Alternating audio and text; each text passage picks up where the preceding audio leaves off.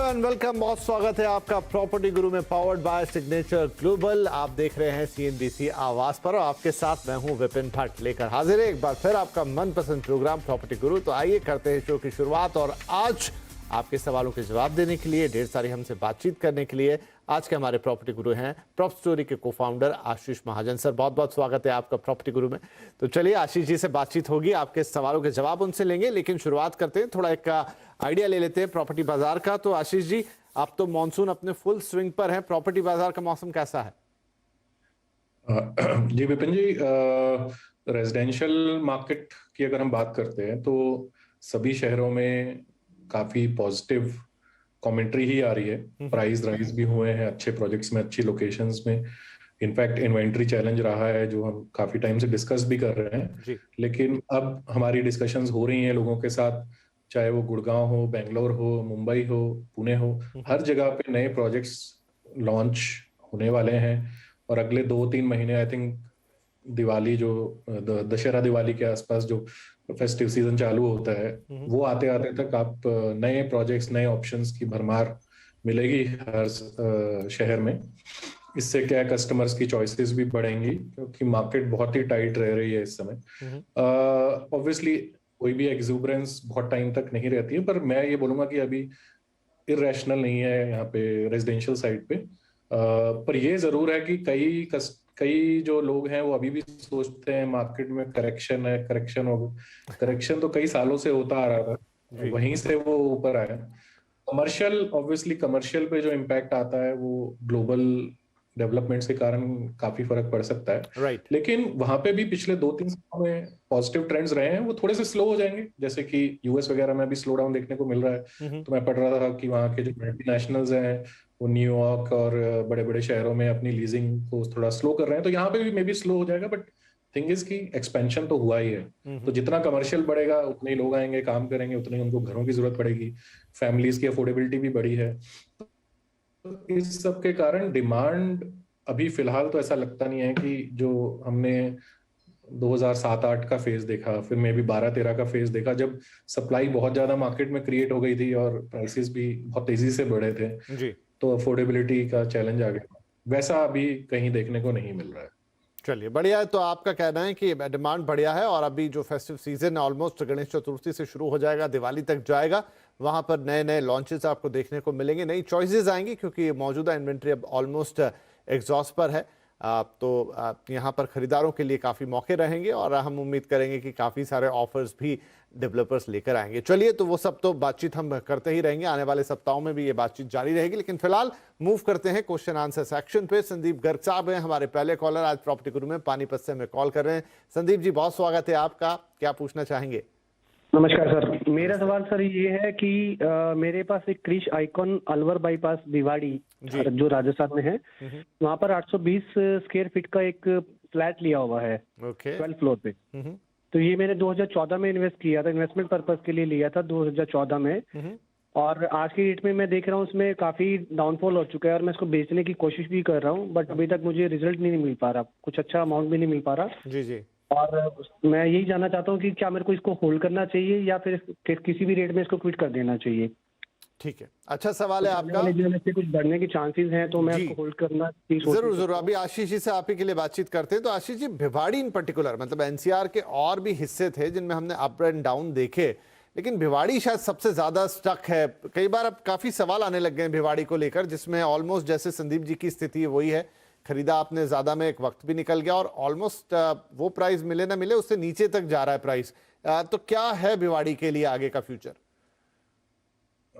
देखिए, इंडस्ट्रियलाइजेशन के हिसाब से भिवाड़ी काफी बड़ा कंट्रीब्यूटर है हमारे इकोनॉमिक ग्रोथ को, क्योंकि ऑटो एंसिलरीज और सब काफी ज्यादा हैं, गुड़गांव के पास पड़ता है। तो वैसे ही राजस्थान में, लेकिन इसमें जो डिमांड क्रिएट होती है वो गुड़गांव की तरफ से क्रिएट होती है। अब जो अगर हम 10-15 साल की इसकी हिस्ट्री देखते हैं तो जब बेसिकली स्टोरी ये थी कि गुड़गांव के अंदर अफोर्डेबल हाउसिंग नहीं है, 15-20 लाख का घर नहीं मिलता है, तो आप भिवाड़ी चले जाएं, फास्टर रोड्स होंगी, मेट्रो होगा, तो गुड़गांव से डिस्टेंस ही क्या रह जाएगा टाइम के हिसाब से। तो आज भी अगर आप ड्राइव करें आपको मे बी 1 घंटा लगता है वहां से आने के लिए। हाउएवर रियलिटी ये है कि गुड़गांव के अंदर अफोर्डेबल हाउसिंग स्कीम आई, शहर के अंदर ही सस्ते घर बनना शुरू हो गए। उसके अलावा गुड़गांव में और बहुत सारी लैंड रिलीज हुई, बहुत नए प्रोजेक्ट्स आए, और भिवाड़ी जो है कैचअप नहीं कर पाया। और वैसे भी मैन्युफैक्चरिंग बेसिस पे जहां जहां भी रियल एस्टेट को इस हिसाब से बनाया गया कि वो इन्वेस्टमेंट कैटेगरी होगी, ओके, वो नहीं हो पाया। जहां जहां आईटी और फाइनेंस का प्रेजेंस ज्यादा रहा है, वहां वहां पे real estate, residential real estate ने बहुत छलांग मारी है रिटर्न्स में। लेकिन मैन्युफैक्चरिंग बेसिस पे ये नहीं हो पाता, क्योंकि मैन्युफैक्चरिंग में रियलिटी ये होती है कि जो वहां पे काम करते हैं लोग, उनकी जो सैलरीज हैं वो इन बाकी सेक्टर से कम्पीट नहीं कर पाते। राइट। तो भिवाड़ी की रियलिटी ये है कि अगर इनको कुछ भी दाम मिल रहा है, इनको निकल जाना चाहिए। वहां पे कुछ बड़े फाइनेंशियल इन्वेस्टर्स रहे हैं जिन्होंने हाफ प्राइस डिस्काउंट सेल कर करके अपनी इन्वेंट्रीज को लास्ट ईयर खत्म कर दिया। ओके। मतलब 30 लाख के फ्लैट को 15 लाख में बेच के निकाल दिया कि जो निकल रहा है निकाल लीजिए। तो भिवाड़ी अनफॉर्चुनेटली इस स्टेट में, अगर आप अभी भी इस उम्मीद में बैठे रहे कि हाँ ठीक है, बहुत बड़ी इन्वेस्टमेंट नहीं है, जब कनेक्टिविटी इंप्रूव होगी तो may be things will work out, that is another way, but ये होते लग नहीं रहा है। मतलब हाँ, लेकिन उसमें वक्त लगेगा। सही कह रहे हैं आप। मुझे लगता है कि हम संदीप जी को यही सलाह है कि संदीप जी, देखा आपने पूरा एक्सप्लेन कर दिया यहाँ पर आशीष जी ने कि क्या रहा भिवाड़ी के साथ पिछले कुछ सालों में, किस कंसेप्ट से वो शुरू हुआ था और आज उसके पिछड़ने की वजह क्या है, और हाल फिलहाल में ऐसा कुछ होता नजर नहीं आ रहा जिससे अचानक से कुछ बड़ा परिवर्तन आ जाए। तो शायद यहाँ से निकलने में ही आपके लिए भलाई होगी। 28 लाख रुपए की आपकी इन्वेस्टमेंट है, तो अगर आप रुकें तो कोई बात नहीं है, लेकिन कोई फायदा खास उसमें दिखाई नहीं दे रहा। इनफैक्ट ये इन्वेस्टमेंट निकाल कर आप जो भी आपको भाव मिल जाता है कहीं और लगाएंगे तो शायद वो गैप आप फिल कर पाएंगे, लेकिन फिलहाल भिवाड़ी से तो आपको निकलने की सलाह होगी। तो चलिए, ये बात हो गई संदीप जी के सवाल की। आगे बढ़ेंगे। अब हमारे अगले कॉलर हैं मिस्टर विजय झा, और बेंगलुरु से हमें कॉल कर रहे हैं, माफ कीजिए, विजेंद्र झा। विजेंद्र भाई, बहुत स्वागत है आपका प्रॉपर्टी गुरु में। क्या मदद कर सकते हैं आज आपकी?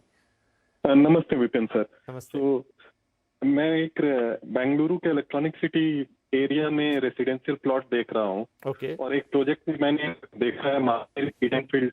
तो मैं आपके एक्सपर्ट से ये जानना चाहूंगा कि इस एरिया में रेसिडेंशियल प्लॉट में इन्वेस्टमेंट करना आज के डेट में अच्छा रहेगा, और इन फ्यूचर इसमें कोई अप्रिसिएशन मिल सकती है क्या? और यदि कोई दूसरा प्रोजेक्ट इस एरिया में आपके एक्सपर्ट सजेस्ट करना चाहें।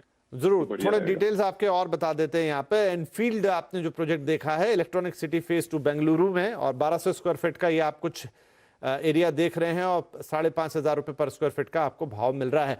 तो सर, ये प्लॉट देख रहे हैं और सलाह चाहते हैं कि क्या होना चाहिए इसके अंदर? जी विपिन जी, इलेक्ट्रॉनिक सिटी बहुत बड़ा प्राइमरी आईटी हब है, और बड़ी बड़ी ऑर्गेनाइजेशंस, चाहे इन्फोसिस, टीसीएस वगैरह, इन सब के हेडक्वार्टर्स और बहुत लार्ज एस्टेब्लिशमेंट्स हैं जो, पर वो पिछले कुछ सालों में रियल एस्टेट एप्रिसिएशन के हिसाब से इतना पिकअप नहीं कर पाया। बट शायद गोइंग फॉरवर्ड अब वहां पे मेट्रो जो है, मेट्रो काम बहुत तेजी से हुआ है, तो वो शहर के साथ लिंक हो जाएगा फास्टर कनेक्टिविटी से।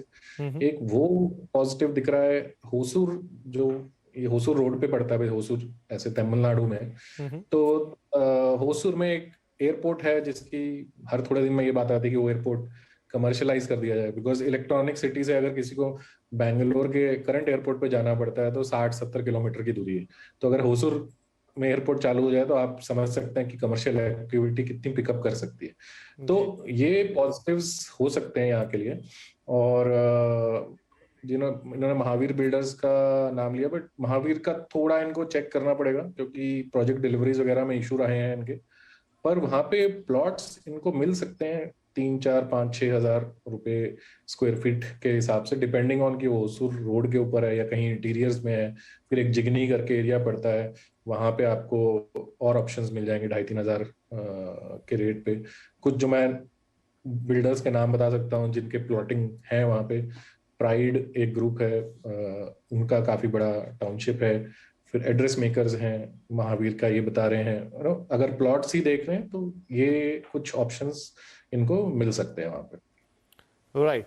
तो चलिए, यहाँ पर आपके लिए प्लॉट्स के कुछ ऑप्शंस हैं जो आशीष जी ने आपको बता दिए विजय भाई। बाकी आप पूरे एरिया का एक्सप्लेनेशन भी उन्होंने दे दिया है, एंड अब आपकी चॉइस है कि आप यहाँ से कैसे आगे बढ़ना चाहते हैं। हमारी कोशिश ये रहेगी कि आप एक इन्फॉर्म्ड डिसीजन लेके आगे बढ़े, और वो आशीष जी ने आपकी मदद कर दी है। राइट, तो चलिए इसी के साथ हम एक छोटा सा ब्रेक ले लेते हैं, लेकिन ब्रेक के बाद आपके और सवाल होंगे और आशीष जी से जानेंगे उनके जवाब। Welcome back. CNBC आवाज पर जारी है प्रॉपर्टी गुरु और हम दे रहे हैं आपके सवालों के जवाब। आशीष जी हमारे साथ बने हुए हैं।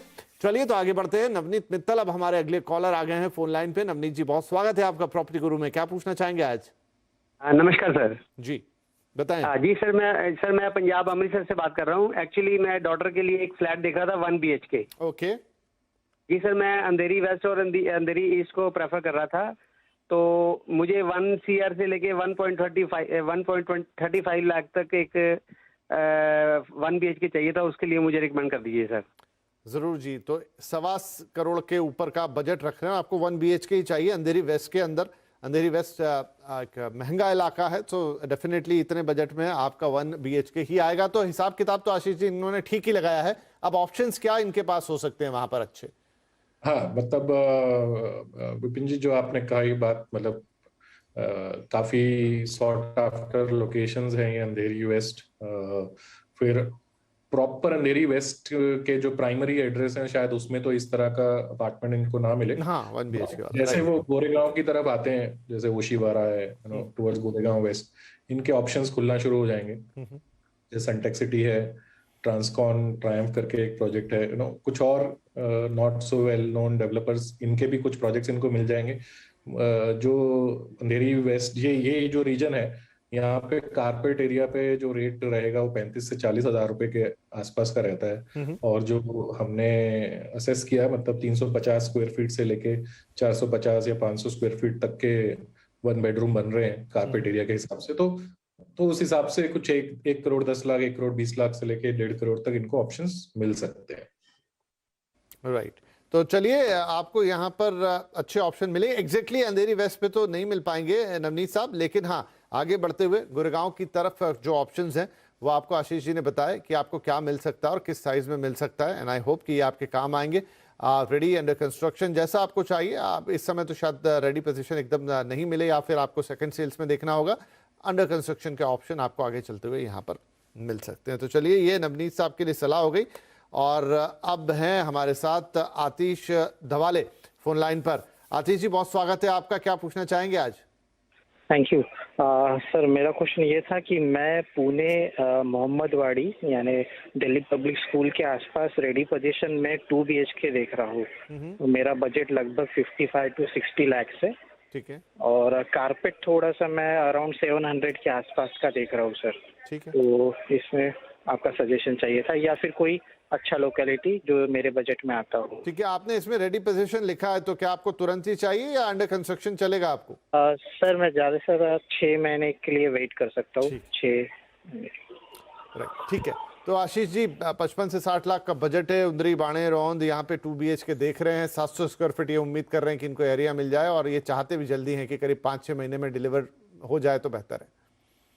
जी, तो बानेर और आउन तो सीधा ही रूल आउट हो जाता है प्राइसिंग के हिसाब से। और लोकेशन भी बहुत डिफरेंट है एक्चुअली। बानेर और आउन वेस्ट पुणे है, और जो उंदरी की जो ये बात कर रहे हैं वो साउथ पुणे आता है। तो अगेन प्रीमियम एरिया ही है। तो 2 बेडरूम इनको न्याती एबनी करके एक प्रोजेक्ट है, शायद उसमें जिस बजट में ये देख रहे हैं मिल सकता है। उसके अलावा वहाँ पे काफी रिनाउंड डेवलपर्स हैं, जैसे रहेजा, एलिना एटसेट्रा एटसेट्रा, पर इनके जो प्रोजेक्ट्स हैं वो काफी हायर टिकट पे ही स्टार्ट होते हैं।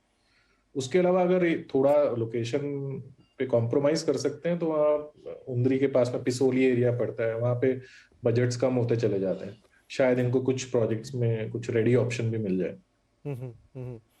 ठीक है। तो आशीष जी, अगर मैं थोड़ा बात करूं पुणे की, अभी हमने देखा कि सेल्स के नंबर्स तो पूरे देश में ही हर शहरों में अच्छे आ रहे हैं। पुणे ने भी अच्छा ही किया है, लेकिन हाल फिलहाल कैसा चल रहा है पुणे का मार्केट? क्योंकि अब यहाँ पे भी फैक्टर वही है, कुछ हद तक IT है, कुछ हद तक मैन्युफैक्चरिंग है, एक चंक यहाँ पर एजुकेशन का भी निकलता है, तो एक मिक्स काइंड ऑफ मार्केट है। हाल फिलहाल में इसका क्या मिजाज रहा है?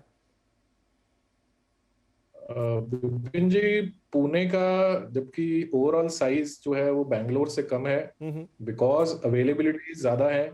तो पुणे के जो क्वार्टर ऑन क्वार्टर सेल्स के नंबर आ रहे हैं वो बैंगलोर के बराबर या आगे ही आ रहे हैं। ओके। तो बैंगलोर एक बहुत यूनिक सा केस हो गया है कि सप्लाई चोक रहने के कारण प्रोजेक्ट्स अवेलेबल नहीं है। पुणे में आप किसी लोकेशन में 1 या 1.5 किलोमीटर ऐसा नहीं चल सकते जहाँ नया प्रोजेक्ट नहीं है। आप शहर एंटर करेंगे और होर्डिंग शुरू हो ही जाती होर्डिंग्स है। बिल्कुल। और एक जो फैक्टर पुणे में बहुत बड़ा मेजर फैक्टर है, it is an investment market, और इन्वेस्टमेंट कहीं और से नहीं, मुंबई से बहुत ज्यादा आती है। राइट। क्योंकि मुंबई में आदमी जो एक 1 बेडरूम खरीदता है, पुणे में 2-3 बेडरूम खरीद सकता है, और कोई खास टाइम लगता नहीं है पुणे आने में। और स्पेशली जो रिटायर करके आ सकते हैं या सिर्फ इन्वेस्ट करके उस पर रिटर्न पाना चाहते हैं, तो पुणे बहुत ही एक क्लासिक केस है कि रेंटल वैल्यूज भी अच्छी हैं, और पर square feet values Bangalore Gurgaon के कई प्राइम एरियाज के बराबर चलते हैं। बहुत ऐसे एरियाज जो आपस में कंपेयर नहीं कर सकते। ठीक है, हाईएस्ट ऑफ बैंगलोर या हाईएस्ट ऑफ गुड़गांव पूना में शायद नहीं होगा, ये मतलब 30,000 रुपए स्क्वायर फीट भी है बैंगलोर गुड़गांव में।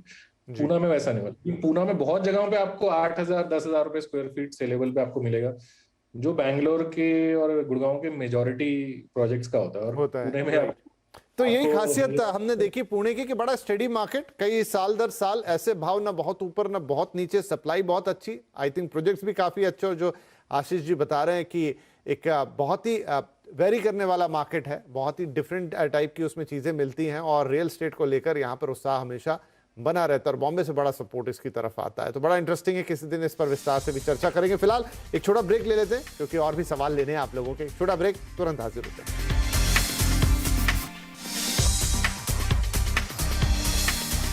Welcome back. आप देख रहे हैं property Guru presented by signature global. हमारी बातचीत जारी है, आशीष जी हमारे साथ बने हुए। अब कुछ ईमेल्स ले लेते हैं जो दर्शकों ने हमें भेजी है फटाफट से।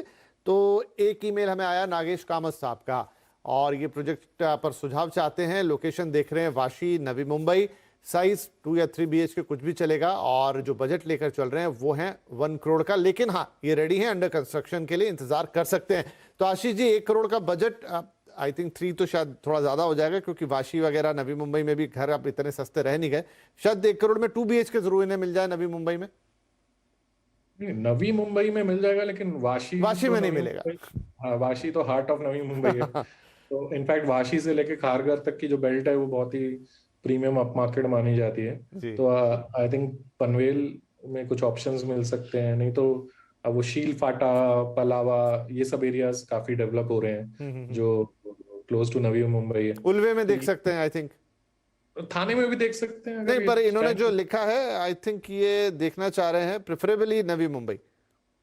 अच्छा, तो मतलब थाने और नवी मुंबई में एक्चुअली बहुत ज्यादा डिफरेंस नहीं है, रोड से आप काफी जल्दी कनेक्ट कर सकते हैं। फिर ये जो नया एयरपोर्ट का एरिया है उल्वे एंड ऑल, वहां पे भी आई एम श्योर कुछ ना कुछ ऑप्शंस मिलेंगे, बट डेफिनेटली वाशी से खारघर तो मुश्किल है। चलिए, तो नागेश जी थोड़ा सा बजट आपको यहाँ पर इंक्रीज करना पड़ेगा, अदरवाइज पनवेल, उल्वे, अगर आप प्रॉपर नवी मुंबई साइड देख रहे हैं तो इधर है। और दूसरा जो जिक्र कर रहे हैं आशीष जी, आप शीलफाटा की तरफ चले जाएं, पलावा जो बहुत एक बड़ा प्रोजेक्ट है, लोढ़ा डेवलपर्स ने यहाँ क्रिएट किया, अपने आप में एक अलग छोटा सा शहर ही बन गया, वो वहाँ पे देख सकते हैं। अच्छे ऑप्शंस मिलेंगे आपको इस बजट के अंदर। 2 BHK तो आ ही जाएगा, लेकिन हाँ, प्रॉपर वाशी में इस प्राइस पॉइंट पे मिलना थोड़ा नहीं, काफी मुश्किल रहेगा। तो आई थिंक ये पेरीफेरी वाले इलाके आप देखें तो आपको जरूर यहाँ पर अच्छे प्रोजेक्ट्स मिल पाएंगे आपके बजट में, और अंडर कंस्ट्रक्शन तो और मिल ही जाएंगे। अब अंकित राणे साहब का एक ईमेल है हमारे पास, और इसमें वो सवाल पूछना चाहते हैं कि सोमानी ड्रीम्स होम, उन्होंने एक घर देखा है और इसकी लोकेशन है पुणे के अंदर, साइज 2 BHK है, प्राइस इन्होंने लिखा है 30 लाख रुपए का। इस पर ये सुझाव चाहते हैं। तो सर, सोमानी ड्रीम्स होम में पुणे वाले इलाके में 30 लाख रुपए में एक 2 BHK इनको मिल रहा है, पोजीशन भी तैयार ही है, इस पर ये सुझाव चाह रहे हैं। काफी अच्छा रेट में इनको 2 बेडरूम मिल रहा है। हिंजेवाड़ी के पास की लोकेशन है पुणे वाले, वेस्ट पुणे जिसकी हम बार बार बात करते हैं। तो मुंबई की तरफ से भी यहाँ पे काफी इन्वेस्टमेंट डिमांड रहती है, और हिंजेवाड़ी IT पार्क तो काफी पास है। तो ऐसे सब एरियाज में अगर ये इन्वेस्ट करते हैं, चाहे वो खुद यूज करें या रेंट करें, इनको मतलब कुछ ना कुछ रिटर्न्स तो इस पे मिलेगा ही मिलेगा। तो आई थिंक एक अच्छे रेट पे इनको एक प्रोजेक्ट मिल रहा है, तो देख सकते हैं ये, मतलब आगे बढ़ सकते हैं।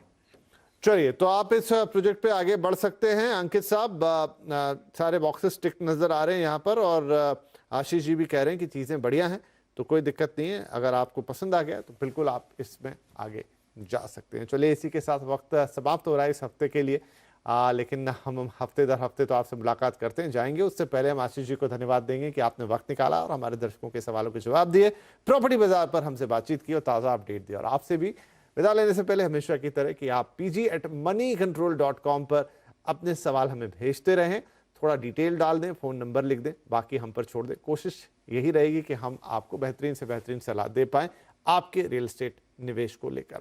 तो चलिए, इस हफ्ते के लिए इतना ही। मौसम का आनंद लीजिए। देश भर में पानी बरस रहा है, हाँ ज़्यादा गिरे तो ज़रूर थोड़ा ध्यान रखिएगा अपना, और स्वास्थ्य का भी ध्यान रखना ऐसे में ज़रूरी है। लेकिन अगले हफ्ते आपसे फिर मुलाकात तो होनी ही होनी है। तब तक के लिए आपसे इजाज़त लेंगे। नमस्कार।